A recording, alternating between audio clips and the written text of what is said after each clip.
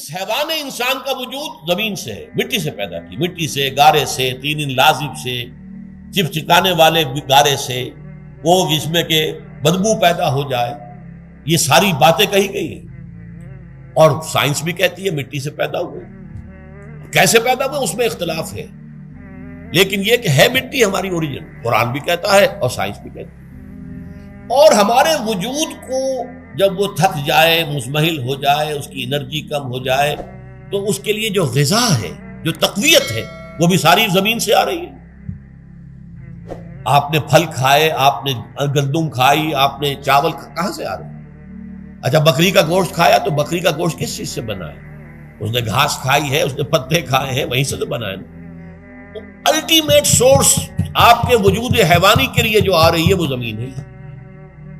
وجود روحانی کو بھی تقویت کی ضرورت ہے، وہ بھی مزمحل ہوتی ہے، کمزور ہو جاتی ہے، خاص طور پر جبکہ وجود حیوانی کا اس پر غلبہ ہو جائے، تب تو یوں سمجھیے کہ وہ بالکل بے ہوش ہو کر موت کے قریب پہنچ جاتی ہے۔ اس کی تقویت، اس کی غذا وہیں سے آئی ہے جہاں سے روح آئی ہے، وہ کلام ربانی ہے، روح ربانی، نفخت فیہ من روحی من روحی من روحی، میں پھونک دوں اس میں اپنی روح میں سے۔ روح کا تعلق ذات باری تعالیٰ کے ساتھ ہے۔ اسی طرح کلام ربانی کہاں سے آیا ہے؟ اللہ تعالیٰ کے پاس سے، یہ اس کی تقویت کا ذریعہ ہے۔ اب عام حالات میں کیا ہوتا ہے؟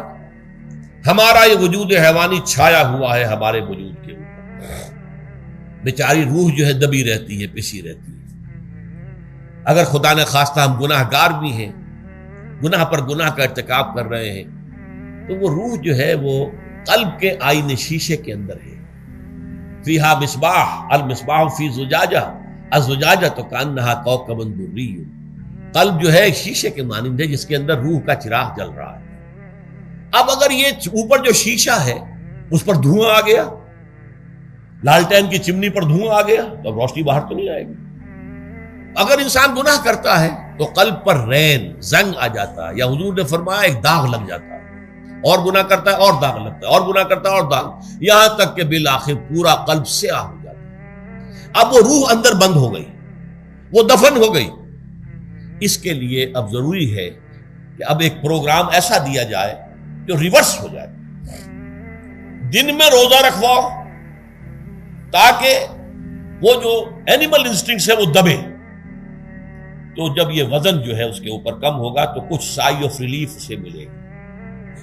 جیسے بے ہوش آدمی پڑا ہے، اسے کوئی ہلکا سا ہوش آ رہا ہے، آپ نے پانی کے کچھ چھینٹے لیے، اس کے بعد آپ نے رات کو کھڑے ہو کر قرآن کے انوار کو اتارا، بارش برس رہی ہے روح انسانی کے اوپر، قلب روحانی، قلب انسانی کے اوپر، جس میں کہ وہ روح جو ہے وہ دفن، وہ زندہ ہوگی اثر نو، ہوش میں آئے گی۔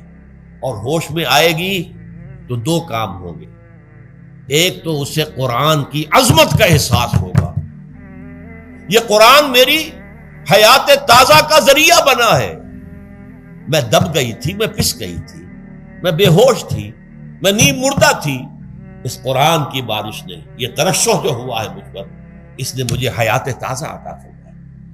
یہ جو قدر کا احساس ہوگا قرآن کا، لعلکم تشکرون، تاکہ تم قرآن کی عظمت سے واقف ہو۔ ایک انسان بھوک کی وجہ سے اس کا شوگر لیول اتنا گر گیا کہ بے ہوش پڑا ہوا، اب ظاہر بات ہے کہ آپ اسے کچھ پانی کے چھینٹے دیں گے تو کچھ ہوش میں آئے گا، پھر غذا دیں گے تو اب وہ پوری توانائی پر آئے گا، تو معلوم ہوگا اسے اس غذا کی کیا قدر و قیمت ہے۔ اگر آپ کو بھوک ہی نہیں لگتی تو غذا بے معنی شے ہے، پیاس ہی نہ لگے تو آپ کو کیا معلوم کہ اس پانی کے اندر کتنی بڑی عظمت ہے، یہ میرے لیے کتنا بڑا انعام و احسان ہے اللہ کا۔ وہ تو پیاس پر جان پر بنی ہوئی ہو، اور پیاس اس وقت آپ کو ایک گھونٹ پانی کوئی دے دے تو آپ کو معلوم ہوگا دنیا و مافیا سے بڑھ کر ہے یہ ایک گھونٹ پانی جو مجھے ملا۔ اسی طرح جب روح دبی ہوئی تھی حیوانی وجود کے بوجھ تلے، جبکہ وہ نیم خوابیدہ یا نیم بے ہوش یا بالکل بے ہوش تھی، وہ دن میں تو روزہ رکھ کر اس پر سے حیوانی وجود کا وزن کم کیا گیا، اسے ایک ریلیف ملی۔ رات کو قرآن مجید کے انوار و برکات اس میں جذب کیے گئے تو اس کو پوری توانائی حاصل ہوئی۔ اس پوری توانائی کا پہلا نتیجہ تشکر، قرآن کا شکر، الحمدللہ الذی انزل علی عبدہ عبدہ الکتاب ولم یجعل لہ عوجا، پھر وہ قلب کی گہرائیوں سے نکلے گا۔ سارا شکر اس اللہ کے لیے جس نے اپنے بندے پر صلی اللہ علیہ وسلم کتاب نازل کی اور اس میں کوئی کجی نہیں رکھی، کسی طرح کی ایش پیچ نہیں۔ یا تبارک الذی نزل الفرقان علی عبدہ لیکون للعالمین نصیرا، بڑی بابرکت ہے وہ ذات جس نے اپنے بندے پر فرقان نازل فرمایا تاکہ وہ تمام جہان والوں کے لیے نذیر اور خبردار کرنے والا بن جائے۔ یہ قرآن کی عظمت کا احساس، اور ظاہر بات ہے جس قدر کسی نعمت کی قدر و قیمت کا احساس ہوگا اسی قدر تو آپ شکر ادا کریں گے۔ اگر آپ نے کسی بچے کے ہاتھ پر ہیرا رکھ دیا، اسے کیا پتا یہ ہیرا کس بلا کا نام ہوتا ہے، وہ سمجھے گا کانچ کا ٹکڑا ہے۔ لیکن اگر کوئی واقعتاً کوئی جوہر شناس ہو، جوہری ہو، اس کو آپ ہیرا دیں گے تو اسے معلوم ہے کہ مجھے کیا چیز دی گئی ہے۔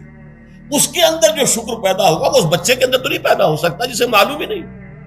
تو قرآن مجید کی اصل عظمت سے انسان واقف کب ہوگا؟ جبکہ اس کے ذریعے سے اس کی روح کو ایک حیات تازہ مل جائے اور اس طرح وہ پروگرام ریورس ہو جائے جو عام طور پر چل رہا تھا، ساری توجہ اپنے جسم پر، اس کے تقاضوں پر۔ جسم میں تھوڑی سی پھنسی نکل آئی ہے، بھاگ رہے دوڑ رہے ہیں اس کے علاج کے لیے، کوئی اور مرض لاحق ہو گیا، بھاگ رہے ہیں دوڑ رہے ہیں اس کے علاج کے لیے، بڑی بڑی فیسیں بھی دے رہے ہیں، ساری جسم کی پرواہ ہے۔ روزانہ نہا رہے ہیں اور اچھے سے اچھا صابن لا کر نہا رہے ہیں، وہ جسم کی پرواہ ہے نا، اس کی دیکھ بھال ہے، روح کی طرف توجہ ہی نہیں۔ یہ ہے وہ بات جو کہی گئی ہے سورہ حشر میں، اور جسے علامہ اقبال نے پھر اپنے فلسفہ خودی کی اساس اور سورس قرار دیا۔ وَلَا تَكُونُوا كَالَّذِينَ نَسُوا اللَّهَ فَأَنسَاهُمْ أَنفُسَهُمْ أُولَٰئِكَ هُمُ الْفَاسِقُونَ۔ دیکھو اے مسلمانوں، ان لوگوں کے مانند نہ ہو جانا جنہوں نے اللہ کو بھلا دیا تو اللہ نے انہیں اپنے آپ سے غافل کر دیا، اور یہی لوگ فاسق و فاجر ہیں۔ یہ سوال پیدا ہوتا ہے کہ انسان اپنے آپ سے کہاں غافل ہوتا ہے؟ کیا اپنے وجود حیوانی سے غافل ہوتا ہے؟ کیا بھوک لگتی ہے تو وہ ادھر ادھر منہ نہیں مارتا، غذا کو حاصل کرنے کے لیے کوشش نہیں کرتا؟ پیاس لگتی ہے تو کیا پانی یا کوئی اور مشروب تلاش نہیں کرتا؟ کوئی بیماری لاحق ہوتی ہے تو کیا اس کے علاج کی طرف توجہ نہیں کرتا؟ اسے آرام کی حاجت ہوتی ہے تو آرام نہیں لیتا؟ اپنے اس وجود سے تو غافل نہیں۔ کون سے وجود سے غافل ہوا ہے؟ وہ روحانی وجود سے غافل ہے۔ بھول گیا کہ میرے اندر روحانی وجود بھی ہے اور اس کا تعلق ذات باری تعالیٰ کے ساتھ۔